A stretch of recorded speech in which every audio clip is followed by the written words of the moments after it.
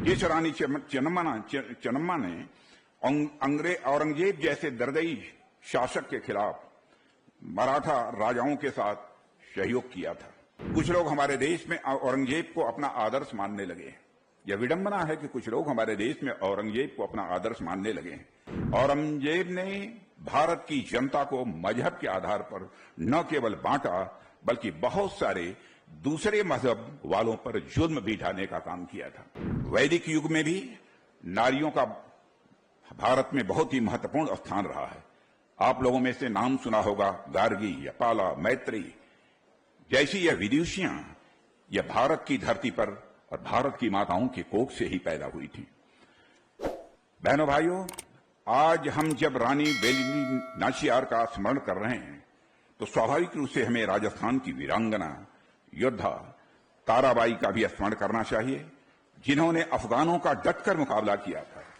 हमें वीरांगना पन्नाधाई को याद करना चाहिए, जिन्होंने महाराणा उदय सिंह की जिंदगी बचाने का काम किया था।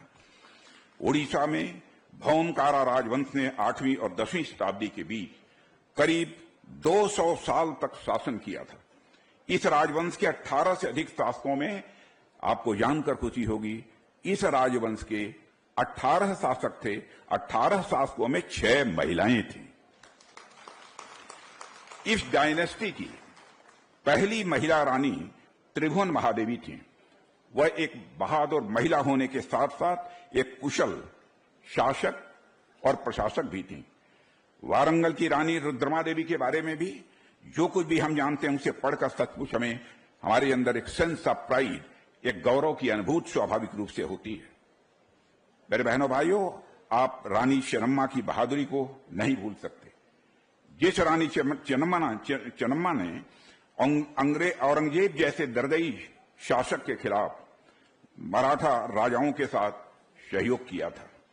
कुछ लोग हमारे देश में औरंगजेब को अपना आदर्श मानने लगे। यह विडंबना है कि कुछ लोग हमारे देश में औरंगजेब को अपना आदर्श मानने लगे। औरंगजेब ने भारत की जनता को मजहब के आधार पर न केवल बांटा, बल्कि बहुत सारे दूसरे मजहब वालों पर जुल्म भी ढाने का काम किया था।